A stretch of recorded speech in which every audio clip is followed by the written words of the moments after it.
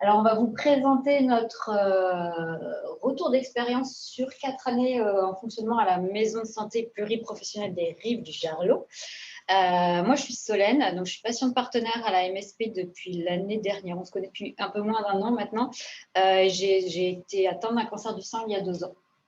Et donc, Céline, médecin généraliste, et elle est coordinatrice à la maison de santé. Donc, ah oui, on n'est pas en animation non plus. Non, désolée. C'est pas grave. C'était pas grave. C'était juste pour dire que donc, nous sommes une maison de santé pluriprofessionnelle installée dans le Nord Finistère sur 2 communes en milieu semi-rural. Ça va aller vite comme ça. Donc, la maison de santé, c'est une trentaine de professionnels de santé. Il y a 2 coordinatrices, Valérie qui est soignante, kiné, et Céline, ici présente, et 2 patients partenaires, donc Pascal et moi-même, et toutes les 2 formées. Et le but un petit peu de notre présentation, c'est de vous montrer comment notre petite maison de santé, qui n'est pas un gros hôpital, a intégré progressivement sur ces 4 années 2 patients partenaires dans les projets que nous menons. Je dirais qu'il y a eu une première bascule en 2019, après 2-3 ans où l'équipe, elle s'est formée plutôt à la pluriprofessionnalité. On a appris dans le monde libéral à travailler en pluriprofessionnalité, à mener des actions coordonnées. C'était déjà nouveau pour nous. Et tout à coup, on s'est dit que ce serait quand même pas mal qu'on aille voir les villageois de nos communes, les citoyens, les usagers, nos patients, pour leur expliquer ce que c'était ces maisons de santé. Et on a eu du coup l'envie d'organiser des réunions d'information dans les 2 villages avec les mairies qui nous ont aidés. Et c'était la première fois qu'on sortait de nos cabinets, de nos officines pour les pharmaciens et qu'on allait dans un autre cadre qui n'est pas celui de la consultation s'exposer un petit peu au groupe de patients. Et ça a été des moments vraiment très forts parce que nous, on pensait apporter notre information sur ce que c'est une maison de santé.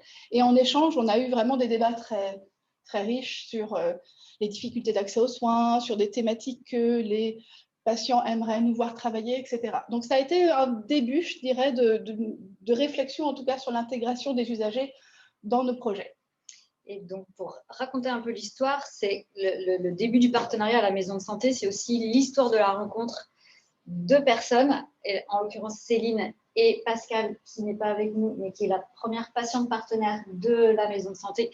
Et donc, toute la suite, et tout le déroulé, et toute la montée en compétence, un peu la prise en compte des patients partenaires dans la maison de santé, et découle de cette histoire-là. Donc, on a choisi de vous présenter très, très rapidement, on pourra donner plus d'informations dans les échanges après, 2 sujets, 2 projets qui intègrent maintenant pleinement les patients dans ces actions. Un premier sur un programme d'éducation thérapeutique qui s'appelle Mémo et moi, qui concerne les patients qui ont des douleurs chroniques. Et là, c'est un projet qui a d'emblée été pensé, imaginé en partenariat, puisqu'en fait, Pascal, dans son histoire avec la maladie, elle s'est assez rapidement formée à l'éducation thérapeutique. Et l'équipe commençait aussi à entendre parler d'éducation thérapeutique. Et donc, voilà, petit à petit, Pascal a rencontré l'équipe et elle était en fait la seule formée dans notre maison de santé. Donc, les soignants n'étaient pas formés. Et donc, naturellement, c'est elle qu'on a jugée être la plus compétente pour porter la coordination de notre programme d'éducation thérapeutique, ce qui a été accepté par l'ARS. C'était un chouette défi quand même, voilà, sous réserve que ce soit une co-coordination. Donc, avec Pascal, il y a Marie qui est kiné et elle forme un binôme en co-coordination. Et en fait, c'est extrêmement riche ce binôme puisque tout le programme a été imaginé d'emblée avec ce double regard patient professionnel de santé, que ce soit la formation, voilà, d'emblée les ateliers. La construction des ateliers. Je vois Béatrice qui me fait des grands signes. 5, ok, c'est bien. Voilà, donc on pourra détailler un petit peu plus après éventuellement si vous voulez. Mais voilà, ça c'est vraiment d'emblée, ce projet, il est construit à deux voix, 2 regards. Et on va vous parler d'un autre projet qui s'appelle Les Seins sans pépins, qui est plutôt un projet qui concerne évidemment le cancer du sein, mais qui sensibilise au dépistage du cancer du sein et puis qui offre aussi un lieu d'échange pour les patientes concernées par le cancer du sein. Et là, à l'inverse, c'est plutôt un projet qui s'est créé au départ par des soignants et qui petit à petit a intégré progressivement des patientes. En fait, au départ, comme je vous disais, il y a eu des volontés d'informer par des réunions, des soirées et débats autour de la mammographie, par exemple. Donc, on se disait que nous, on allait créer notre petit projet, on allait le présenter aux patientes. On a commencé déjà à recueillir des retours d'informations sur qu'est-ce que les patientes aimeraient voir abordé dans les différentes thématiques qu'on abordait. Et petit à petit, comme l'équipe apprenait à connaître Pascale et à travailler avec elle, on a intégré Pascale, qui n'est pas une patiente concernée dans le cancer du sein, mais on a intégré Pascale dans l'équipe, qui déjà apportait le regard patient. Voilà. Et donc, ça commençait un petit peu à modifier les axes de travail, la façon de penser le projet. Et l'arrivée de Pascal a permis quand même, je crois, Solène pourra en parler tout à l'heure, mais l'intégration de Solène, patiente concernée par le cancer du sein, au départ, en fait, à travers une webconférence qu'on a organisée, on était en période Covid, et du coup, cette conférence, c'était des regards croisés, il y avait différentes thématiques, et à chaque fois, il y avait un binôme de patients professionnels de santé qui intervenaient. Et voilà, petit à petit, Solène a intégré l'équipe, pas que dans son rôle de retour d'expérience de patient, mais dans toute l'intégralité des projets des 500 pépins. On pourra aussi détailler si besoin tout à l'heure.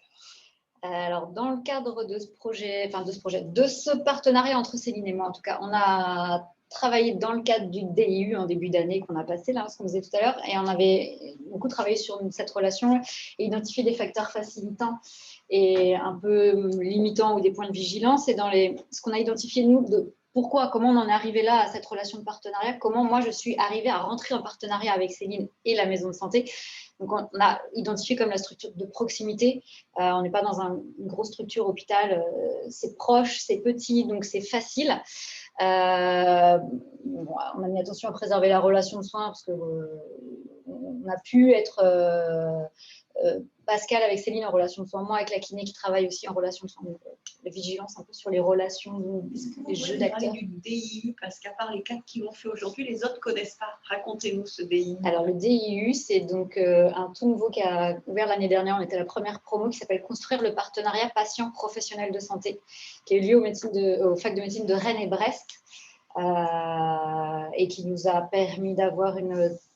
Alors, on est rentré en binôme avec Céline dans le DIU. Donc, ça veut dire que patiente et professionnelle, sur la base de premiers échanges qu'on avait l'année dernière, vraiment tout récemment. Suite à la webconférence, on se connaissait juste comme ça. On s'est dit, on va s'engager dans le DIU, c'est l'occasion, mais on va y aller ensemble. Donc, on va apprendre en même temps les mêmes langages, les mêmes réflexivités sur, voilà, qu'est-ce que le partenariat. Donc, c'est ce qu'on met après, formation commune, qui est pour nous un facteur facilitant, parce que le fait d'y être allé en même temps, ça nous a permis d'apprendre à nous connaître en démultiplier puissance 10, forcément, et puis d'avoir une relation très égalitaire entre nous, en fait. Et puis, diffusion par l'exemple, voilà, ce qu'on disait, donner à voir une autre forme de relation patient-professionnel de santé, ce qu'on montre aux patientes. On a monté des cafés d'échange sur un autre habitude de donner à voir, en tout cas de relations de patients professionnels de santé. Et on avait axé aussi beaucoup le principe de cooptation, parce que moi, je pense que je ne serais pas là, arrivée où je suis, si Pascal n'avait pas été là non plus pour me donner à voir que c'était possible, que ça existait, et qu'il y avait un autre type de relation qui était possible. Et après, on a donc les facteurs plutôt limitants ou points d'amélioration, points de vigilance, en fait, sur comment mener ce partenariat. Cette relation, donc la disponibilité, ça demande quand même du temps. On vous présentera juste après. On a mis en place un peu des recommandations pour faciliter ça. Alors, on l'a dit, vous l'avez dit avant aussi, tout ce qui est cadre, quand on est patient, un peu flou, tout ce qui est rémunération, statut, portage, qui est assez insécurisant quand on s'engage dans le partenariat et qui peut être un peu compliqué à gérer. Et on avait remis aussi un peu tout ce qui était représentation habituelle, justement soignants, patients, avec des réticences encore de la part des soignants à intégrer des patients en se disant ça va nous ralentir, on ne va pas se sentir libre d'échanger entre nous.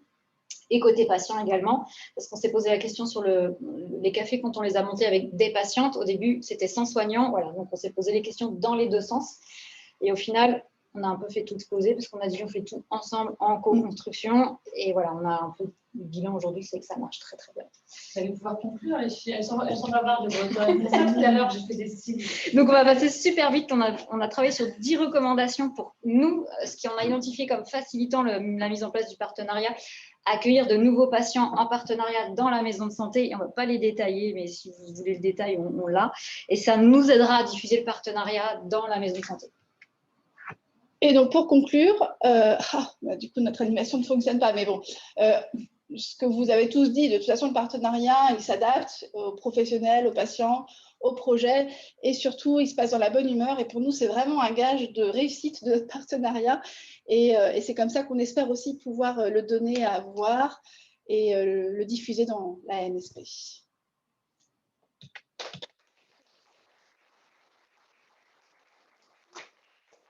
J'ai une question de suite sur votre statut, parce que justement, vous avez dit que c'était flou, mais vous n'avez pas dit quel était votre statut. Alors, je suis juste patiente partenaire et bénévole parce que je n'arrive pas à me trouver un statut qui soit satisfaisant au niveau de la rémunération, en tout cas actuellement. Ce n'est pas encore possible.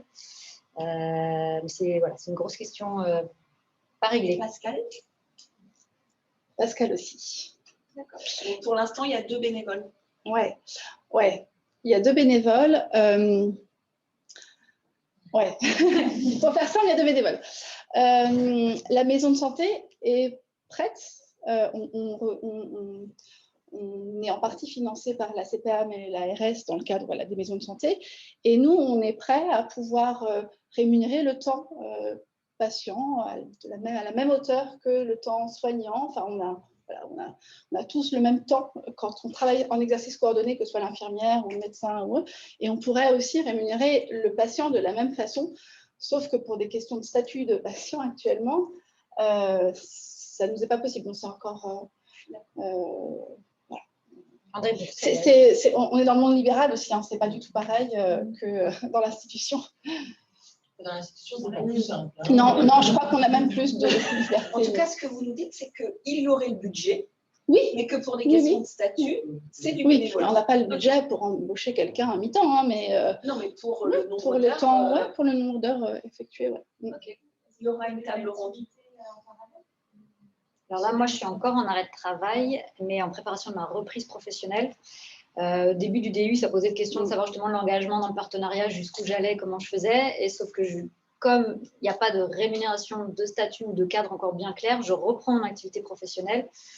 Et après, les engagements partenariaux que j'ai à côté, aussi dans une autre association qui me prennent beaucoup de temps, et ben, je verrai comment j'arrive à boutiquer tout ça, mais pas sûr de pouvoir tout garder. Alors, c'est mieux de ne pas avoir été malade avant, parce qu'au niveau des assurances et des surprimes, c'est pas terrible. Voilà. Donc, non, c'est pas encore un statut qui est hyper satisfaisant non plus. Le statut indépendant, il faut creuser avec la société Antoria, ENTORIA. Je ne sais pas s'ils proposent encore ça. Alors évidemment, vous êtes en arrêt de travail, donc ça va être compliqué. Mais pour le coup, moi, j'ai été rendu compte qu'au moment où je suis tombée malade, je n'avais pas de prévoyance. Au début, chef d'entreprise, c'est genre de choses dont je ne sais pas. Voilà. Donc là, j'ai vite compris à quoi ça servait. Et en fait, ils ont sorti, c'est un grossiste qui réunit 5 gros de l'assurance. Il y a AXA, Malakoff, Médéric, Megan, CNP, puis je dis toujours 5e, c'est que bien la même, et en fait, ils ont créé un produit spécial pour les travailleurs non salariés sans questionnaire santé. Il y a ce qu'ils appellent une déclaration universelle de l'entrepreneur où il y a seulement 2 questions. C'est 1, êtes-vous en activité? Donc pour le coup, là non, mais si vous l'êtes, ça marche. Et 2, percevez-vous une rente? Donc, si vous n'avez pas de rente et que vous êtes en activité, vous ne posez pas d'autres questions, vous êtes couvert à un prix tout à fait normal, sans surprise, etc. Ça existait en 2017 puisque j'ai pu moi souscrire après tomber malade et j'ai pas eu de soucis sur l'indemnisation par rapport à mes salaires, par rapport à mes revenus. Et je ne sais pas si après si c'est toujours le cas. Mais creusez au cas où parce que ça peut servir. Merci. C'est cadeau. Maggie avait une question sur les 10 recos. Recos, c'est un grand mot, mais c'est un peu ce qu'on a pu construire suite à notre expérience, notre petite expérience, oui, mais des points de vigilance. Veiller aux soins. Ouais.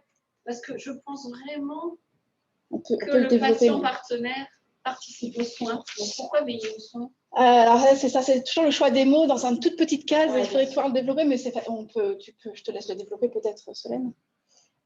Veiller aux soins, alors ce qui est écrit en tout petit, c'est D'ailleurs, c'est veiller aux soins de qui, oui. La relation de soins entre les partenaires. C'est quand on est déjà engagé dans une relation de soins avant de rentrer en partenariat. Oui, c'est ça. Parce qu'en fait, on l'a expérimenté, Solène et moi, nous n'avons pas de relation de soins. C'est-à-dire que je ne suis pas son médecin traitant, contrairement à ce que j'ai pu expérimenter avec Pascal. C'est deux choses différentes. Par contre, Solène avait une relation de soins avec sa kinésithérapeute. Et on s'est rendu compte que c'était facile de déborder dans la séance de kiné que de commencer à parler des projets. Et là, est-ce que ça ne met pas en péril peut-être la qualité du soin, mais que ce soit pour le soignant ou le patient? En tout cas, ça nous a beaucoup interrogés. Voilà. Et chacun peut se positionner différemment, mais c'est important que le cadre soit posé, et que les choses soient claires. Par contre, on avait bien noté de veiller aux vulnérabilités. Et veiller aux vulnérabilités, c'était des deux côtés, patient et soignant. Je crois que Nadia avait une question. Oui, c'était juste une question de curiosité. Donc, vous, le médecin traitant, enfin, le médecin généraliste, comment vous avez été sensibilisé au partenariat patient au départ? Est-ce que c'est par la patiente Pascal dont vous parliez, ou est-ce que vous avez déjà cette sensibilité sur les patients et sur le partenariat? Je réfléchis. Je pense que j'ai déjà un intérêt. Je ne sais pas comment appeler ça. Un intérêt. En tout cas, je n'ai pas d'histoire. J'ai une histoire personnelle de patient, mais ça ne rentre pas du tout en compte dans cette histoire-là. Donc voilà, j'ai cette sensibilité, une sorte d'empathie ou d'intérêt à comment ça se passe pour le patient. Et après, c'est vraiment cette relation avec Pascal, je crois, qui rentrait dans un parcours de maladie chronique, que j'ai accompagné dans cette entrée de la maladie chronique. Et on a beaucoup échangé. Bon, on a le même âge. On a beaucoup échangé sur sa place à elle de patiente dans le monde médical. Et du coup, moi, j'échangeais sur ma place à moi de médecin généraliste dans le monde médical. Et du coup, on a croisé nos regards comme ça. Et voilà, chacun fait après son chemin. Mais elle est rentrée en éducation thérapeutique. Et puis moi, je suis plutôt rentrée dans la coordination des soins, pour le coup. Et voilà, et tout ça s'est rejoint à un moment donné. Les professionnels, après, n'ont pas été difficiles à convaincre, d'autres professionnels de la maison? Ça se fait petit à petit, mais c'est ce qu'on disait. On se connaît tous très bien, donc on travaille beaucoup ensemble sur plein de projets. Et ce qu'on remarque, nous, c'est que s'il y a des réticences au début, quand la première fois, quand j'ai parlé dans les 500 pépins, qui est une patiente, non, on ne va pas pouvoir plaisanter de la même façon lors des réunions, parce que il y a toutes ces représentations. Et en fait, quand ils ont appris à rencontrer Pascal par l'ETP, c'était naturel que Pascal participe aux réunions. Et on ne se posait plus la question, est-ce qu'on pouvait faire des blagues devant Pascal? Je trouve que le patient est pire parfois. Il y a des barrières qui sont tombées comme ça. Et puis, ce qui est drôle, c'est que dans le cadre de la maison de santé, moi, je suis rentrée via ma kiné qui était assez réfractaire au démarrage sur tout ce qui était engagement partenarial. Et c'est elle qui est venue me chercher en me disant, on a une patiente partenaire, c'est super, tu verras ce qu'elle fait. Et c'est quand même elle, mon premier contact dans la rencontre, après avec Pascal et après avec Céline. Mais ce qui est étonnant, c'est qu'au début, non, elle ne voulait même pas en entendre parler. Les premières réflexions, c'était on n'a pas besoin que les patients soient là pour construire le projet avec nous. Il suffit qu'on leur demande si le jour, l'heure, l'affiche leur convient, le titre éventuellement. Et puis, on va aller leur demander. J'ai les fautes parfois. Et puis, voilà, les choses évoluent. Et c'est cette histoire d'évolution qu'on voulait aussi vous partager. Oui, Laurie. J'ai une question sur l'avenir médical.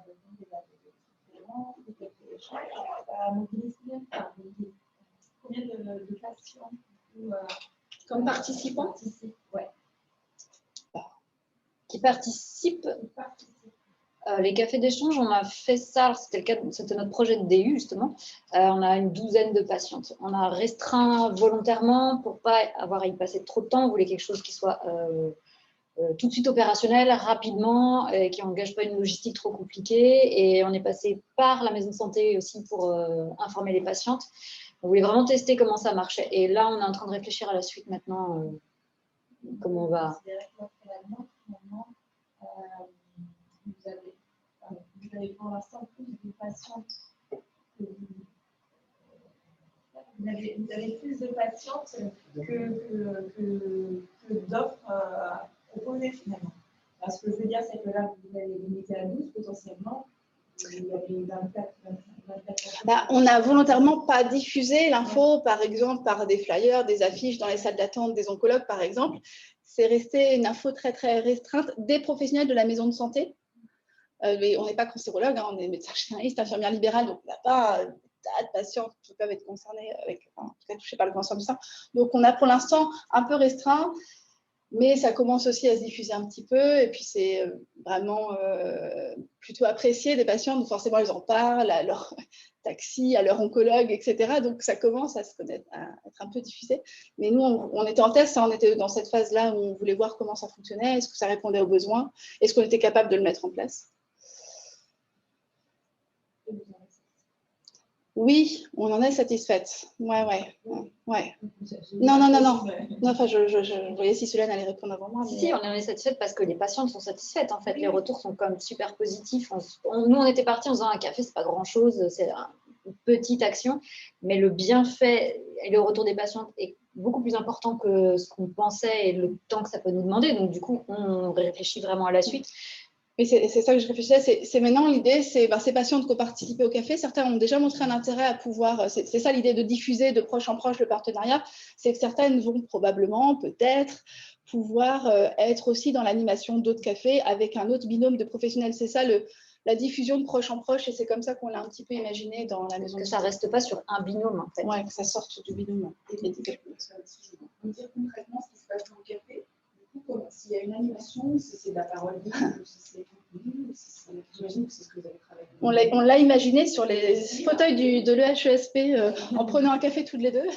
C'est des cafés qu'on a pensé pour libérer la parole, déjà, dans un premier temps. Et on s'était dit, sans professionnels de santé. Au départ, on les a vendus comme ça. Que des patientes en se disant ça va être plus simple. Et après, on est revenu dessus parce qu'on a eu plein de questions sur l'éthique, le secret professionnel, enfin voilà, tout ce que, quand on s'engage, les questions auxquelles on est confronté.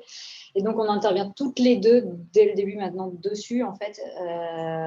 Et il y a peu d'animation, de cadrage, forcément, un peu de gestion de la parole, si c'est un peu... Mais c'est assez libre, en fait. Et... Pas un apport de contenu. Non, de la décharge. Ouais. On teste parce qu'il y aurait de la demande un peu qui est une thématique. On a voulu le faire à un moment donné, une thématique sur la douleur.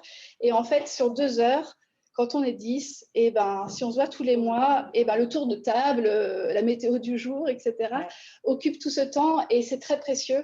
Et du coup, voilà, on réfléchit à comment on peut faire d'autres formats, mais ce format, on va quand même le garder parce que c'est ce dont elles ont besoin. Et voilà. Parce que moi, je fais des cartes d'échange dans ma région où il n'y a pas du tout de soignants. Je voulais savoir si ça avait changé, parce que c'est effectivement un libre-échange sans thème particulier. Ça a été on a eu des débats parce que de gros échanges entre Céline et moi. C'est qu'on était partis, on avait informé les patientes en leur disant c'est un café d'échange entre patientes, que patientes. Et c'est ce qui les a fait venir au départ. Ouais. Mais on a réfléchi dans le cadre du DU, partenariat, il faut qu'on construise. Ils avaient été co-construits avec Céline, mais elle n'était pas présente. Et à un moment, on a beaucoup vraiment discuté. Une fois, je suis juste venue dire bonjour, c'est moi, Céline. Voilà. Ça leur avait été introduit dès le début aux patientes que c'était dans le cadre du DU, qui avait une co-construction avec un médecin. Donc, elles avaient quand même le cadre, les patientes. Et à un moment, après beaucoup de désaccords, on n'était pas forcément d'accord. On s'est dit, tant pis, on tente, on va tester comme ça. Et il n'y a eu aucun souci. On avait peur d'une liberté de ton ou de... Par rapport à une petite ville. Ouais, pas du tout. Alors, ce qu'on avait peur, c'est que elles n'osent pas critiquer notamment les autres soignants, etc. Et en fait, c'était un peu challenge la première fois parce que bon, c'est aussi notre relation, c'est ce qu'on disait dans l'exemple, c'est aussi qu'elle voit la relation, on peut ne pas être d'accord, Solène peut me dire qu'elle n'est pas d'accord et ça se fait très simplement. Et du coup, il y a eu vraiment une petite bascule où à un moment, une patiente, elle m'a regardée, j'ai senti qu'elle allait dire un truc d'un collègue soignant et je lui ai dit, il n'y a aucun problème, moi, y a pas de... Enfin, bref, et du coup, la parole s'est libérée comme ça et toi qui étais présente sur le café d'avant, tu trouvais que pas eu du tout. Ouais, même au contraire, ça a quelque part encore plus libéré cette parole de voir que devant un soignant, on pouvait critiquer un autre soignant. Et même Céline, le médecin généraliste d'une des patientes qui était sur le café et qui a eu un retour d'un manque d'information à un moment, en fait, et la patiente ne s'est pas du tout sentie gênée pour l'exprimer. En fait. Du coup, il se passe des choses vraiment intéressantes et c'est pour ça qu'on va continuer à les faire en binôme. On les a interrogées, on a fait des sondages ensuite sur ce qu'elles préféraient comme patiente seule, binôme ou les deux, à chaque fois un petit peu les deux et elles ont toutes préféré, enfin, dans la grande majorité des temps, qu'on soit en binôme. Ouais. J'aimerais bien intervenir parce que je m'autorise, puisque nous, avec Anne, on a eu le privilège de voir évoluer. Ouais. Voir le binôme évoluer.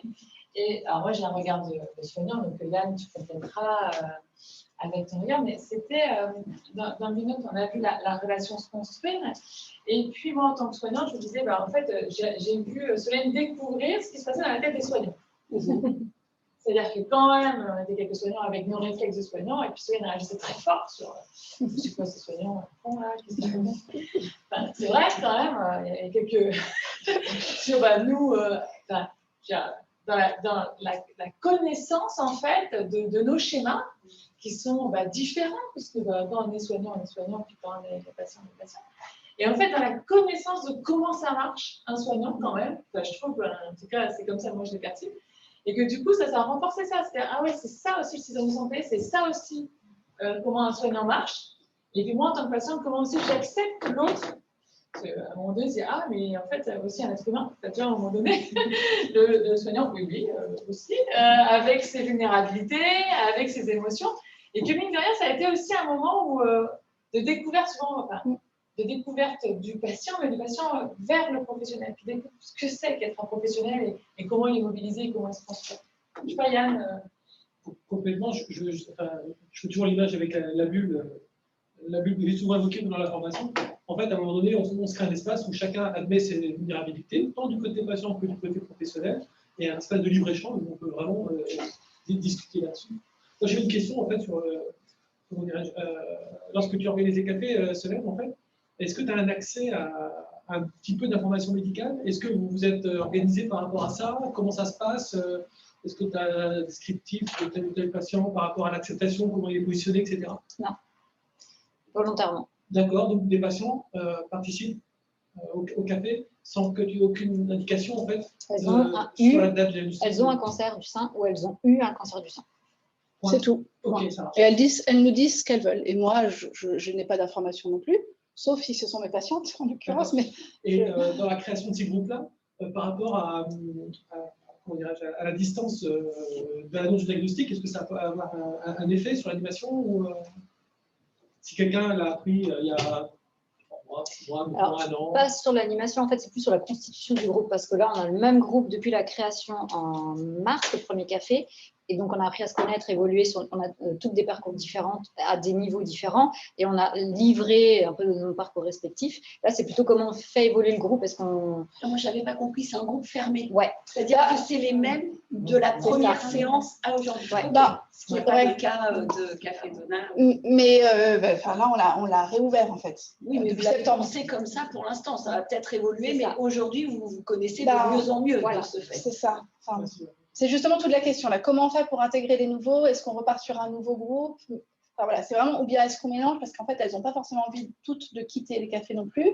Là, il y a quelqu'un d'autre de nouveau qui a intégré. En tout cas, on n'a pas de limite par rapport à la date du diagnostic. Je trouve que c'est très intéressant justement quand les patients ne sont pas au même moment du parcours. C'est là où c'est, je trouve, très intéressant pour elles. C'est super intéressant. Il y a une richesse des échanges et une attention aussi à ce qui est déposé. Parce qu'il y a beaucoup de colère forcément au démarrage. Les patients deviennent partenaires les unes pour les autres. Mais oui, elles font aussi. Dispositif, c'est elles qui s'en vont. Et plus attention à ce qu'elles déposent, parce qu'il y a des choses des fois qui sortent comme ça et elles se rendent compte que la patiente n'est pas encore forcément passée par là et que l'impact des mots de ce qu'elle dépose. C'est ça. C'est ça. Et ce qui est très rigolo, c'est que donc une des kinés, la kiné qui a porté le projet Sans Pépin, c'est une kiné qui est spécialisée en cancer du sein. Donc elle a, quasiment toutes les patientes du café en soins de kiné, où elle les a eues, et elle dit c'est incroyable comment elles ont évolué au fur et à mesure. Donc il y a eu un café par mois depuis mars, et elle dit mais elles ont vraiment tout évolué dans leur vécu de la maladie, et certaines qu'elles ne pensaient pas du tout adhérer à ce projet-là ont vraiment... c'est la magie du groupe. Ouais, c'est la magie du groupe, ouais. C'est pour ça qu'on ne veut pas trop intervenir, on les laisse parler, et puis même moi, je me tais. C'est un défi. Et pourquoi elle parle là-bas? Merci. Merci beaucoup.